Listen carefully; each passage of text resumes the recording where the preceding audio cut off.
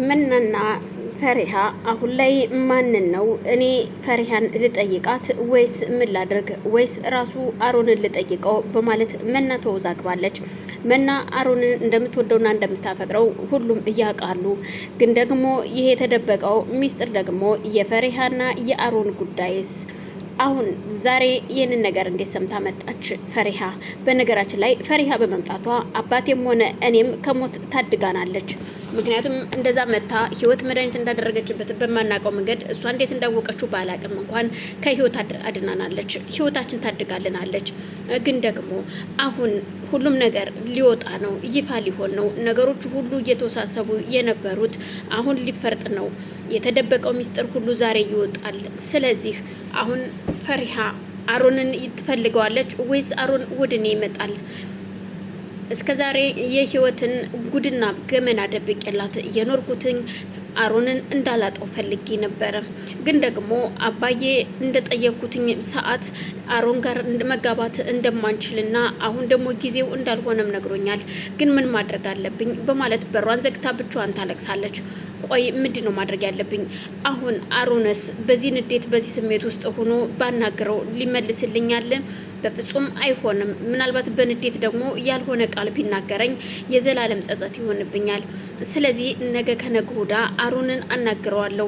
ምክንያቱም ፈሪሃም እንቅልፍ አልተኛችም ዛሬ ቁጭ ብላ ስለማን ስታስብ እንዳደረች ባላቅም፣ ግን ደግሞ ቆይ እስኪ በማለት በዛን አጋጣሚ ፈሪሃ ወደ መኝታ ቤት ስትመጣ ወይ እንኳን መጣሽ ፈሪሃ፣ እየፈለኩሽ ነበር ለምን አልተኛሽም የሚል ጥያቄ ስጠይቃት ተኝቼ ነበርና በድንገት ነቅቼ ነው። አንቺ ግን እስካሁን የት ነበርሽ?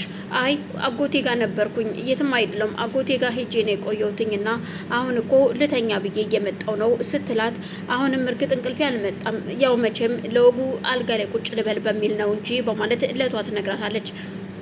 አንድ ጥያቄ ግን ልጠይቅሽ እፈልጋለሁ እናም እንድትመልሽልኝ እፈልጋለሁ ፈሪሃ። ምን ነበረ ህይወት ልትናገር የነበረውና ከኔ አንደበት ትሰማላችሁ እያልሹ ምንድን ነው? አሁን እንድትነግሪኝ እፈልጋለሁ። ምንድነው የተደበቀው ሚስጥር? አንቺ የደበቅሽን ትልቅ ሚስጥር እንዳለ ህይወት ተናግራለች። ስለዚህ እያንቺስ ምንድን ነው የሚል ጥያቄ ስጠይቃት ፈሪሃ በጣም ትናደድና በፍጹም እኔ አሁን አልነግርሽም፣ እርግጥ እነግራችኋለሁ፣ ግን ደግሞ አሁን አይደለም ላንቺ ብቻ ሳይሆን ለሁላችሁም ነው መናገር ያለብኝን የምናገረው፣ ለታዴም ላንቺም።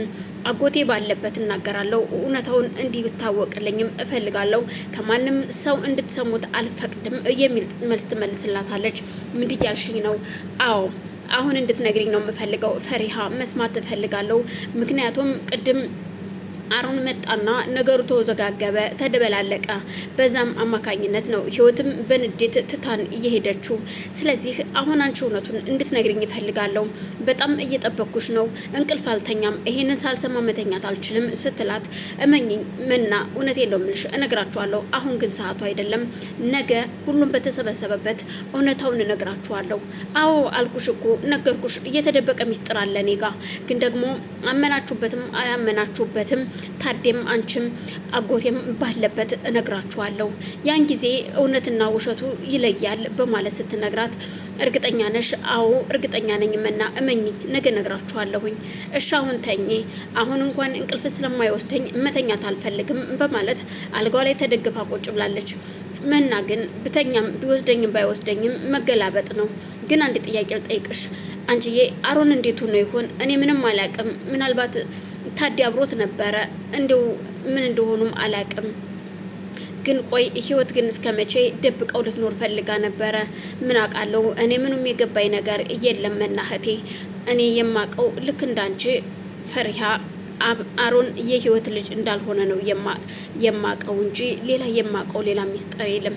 ግን እኮ ታውቂያለሽ ፈሪሃ፣ ህይወት እኮ ሌላ ፍቅረኛ አላት፣ በአባቴ ላይ እኮ ትሄዳለች ስትላት፣ ይሄ እኮ ግልጽ ነው፣ ከዚህ በፊትም ተናግሬ ነበረ፣ ግን የሚሰማኝ ሰው አልነበረም። አንቺ ግን በጣም ጎበዝ ነሽ። እንደዛ እርግጥ እኔም ባንቺ ቦታ ብሆን ያኔ የማደርገው ነው አንቺ የሚያደረግሽው። እንደዛ ስታሰቃይሽ እንኳን ለኛ ምንም ነገር አልነገርሽንም ነበረ። በጣም ክፉና የጨካኝ ሴት እንደሆነች ታውቂያለሽ ግን በማለት ሁለቱም ከዚህ በፊት እያሳለፉትን ነገር እየተነጋገሩ ቁጭ ብለዋል። ታዴዛ ጋር አሮንን ለማረጋጋት ቁጭ ብሎ እባክህ ልጄ ከቀልብህ ሁንና ተነጋገሩ፣ ደግሞ የማንነት ጥያቄህን ደግሞ ተረጋግተህ ጠይቃትና ከየትና ወዴት እንደመጣህ ማንነትህን ማወቅ አለብህ ልጄ። ይኸውልህ የማንነት ጥያቄ ከባድ ነው። በተለይ አሁን እያደግክ ስትመጣ ቤተሰብ ስትመሰረት ያን ጊዜ ነው የማንነት ጥያቄው ጭንቅላት የሚመታው። እናም አሁን ተረጋጋ እባክህን አሮን። የሰማኸው ነገር ቀላል አይደለም ይገባኛል፣ ግን ደግሞ ያለህ አማራጭ አንድና አንድ መጠንከር ብቻ ነው ሲለው አውቃለሁ ታዴ፣ ግን የምጠነክርበት የሆነ ነገር ምክንያት ሲኖር እኮ ነው። የኔ እኮ ጭልምልም እያለ ነው። ለራሷ ህይወት ብቻ ነበረ እኔን ስትጠቀምብኝ የነበረው። እንደ ሰው እንኳን እኮ አብራኝ ወተን ሂደን አናቅም። እንደ እናትና እንደ ልጅ እኮ አድርጋኝ አታውቅም ነበረ። ለካስ እንደዚህ አይነት ነገር ስለነበረ ነው ታዴ በማለት እውነታውን ሲነግረው፣ አይ ልጄ፣ እኔ ግን የእውነት እንደዚች አይነት ሴት አግብቼ በመኖሬ በጣም አፈርኩኝ። ምኗንም ሳላቃት እኮ ነው አብሬያት እየኖርኩት ሲለው፣ እኔስ እናቴ እያልኳት ይኸው እድሜ ልኬን ኑሬ ለንዴ በማለት ለታዴ እውነታውን ይነግረዋል። ለማንኛውም አሁን ረፍት አድርግ ልጄ፣ እኔም ወደ መኝታ ቤት ሄድና ረፍት ላድርግ በማለት ታዴም ትቶት ይሄዳል። አሮን የሚያደርገው ነገር ግራ ስለገባው የነበረው አማራጭ አንድና አንድ ከዛ ቤት መውጣት ነበረ። ስለዚህ ልብሱን ቀያይሮ የነበሩትን ልብሶቹን በሻንጣ አስተካክሎ ለማንም ሳይነገር ብቻ ግን የሚሄድበትን ባያውቀውም ዝም ብሎ ተነስቶ መውጣት ነበር አላማው። ምክንያቱም ክፋትንና ተንኮልን እንዲሁ ከህይወት ተምሯል። ስለዚህ ምናልባት በዚህ ህይወቴ እቀጥል ይሆን? የዚህ ቤት ቤተሰብ ደግሞ ጥሩ ቤተሰብ ነው። እርግጠኛ ነኝ ፈሪሃም ሆነች መና የኔ ሊሆኑ አይችሉም ከዚህ በኋላ። መናን እንኳን አልፈልጋትም። የምፈልገው ፈሪሃን ነው።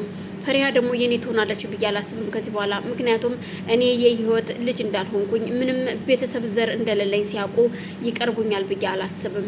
ስለዚህ የሆነ አማራጭ መውሰድ እንዳለብኝ አምናለሁ። አሁን የሆነ ነገር አደርጋለሁ። ማንኛቸውንም እላግኝ በውጭ ካገኘኋቸው አግቼ የራሴ እንደማደርጋት ፈሪሃን አምናለሁ። ከፈሪሃ ጋር ደግሞ ቀጣይ አብረን የምንኖር ህይወት ይኖረናል፣ ቤተሰብን እንመሰርታለን በማለት ብቻውን ቁጭ ብሎ ያወራል። ያንን በማሰብ ሻንጣውን ይዞ ወደ ውጭ ሲወጣ ነበረ ሁሉም አይተውት የደነገጡት። ልጄ የትም አትሄድም፣ እስከፈለግከው ጊዜ እዚህ ድረስ እንዲቀመጥ እየፈቀደለት ታዴ። ህይወት ግን ቤት ውስጥ አልነበረችም። እሱም እንዳላያትና ከትናንትና ከዛ ችግር ውስጥ ውጪ ካጠገቡ እንዳልመጣች እናም እንዳላያት ይነግራቸዋል። ስለዚህ ስለሷ ደግሞ ከዚህ በኋላ መስማትም ሆነ ምንም ነገር ማድረግ አልፈልግም። እሷ ሰው ሳትሆን አውሬ ናት ይላቸዋል። አይዞህ ልጄ፣ ለማንኛውም ጠንከር በል በማለት ታዴም ምክሩን ይለግሰዋል። አመሰግናለሁ በማለት መና በሉ እኔ አሁን እሺ የሆነ ቦታ ደርሼ ልምጣ ብሏቸው እንደወጣ ነበር ፈሪሃ ተከትለው እየወጣችው። ታዴ ሻንጣውን ሊያስቀምጥ ወደ ውስጥ እንደገባም አልተመለሰም። ግን ደግሞ በዛሽ መቅስፈት ደግሞ መናና ፈሪሃ ስለነበሩ ፈሪሃ እንድትከተለው መናም ታዛታለች። እሷም ተከትላ የሚሄድበትን አቅጣጫ እየፈለገች ነበረ። ያ ሁሉ ሲሆን ግን እሱ የሆነ ሰዋራ ቦታ ሲደርስ ይደበቃታል። የግራ ይገባታል። ወዴት ሄደ እያለች ነበር። ከኋላዋ መጥቶ እያፈናት ማን ነው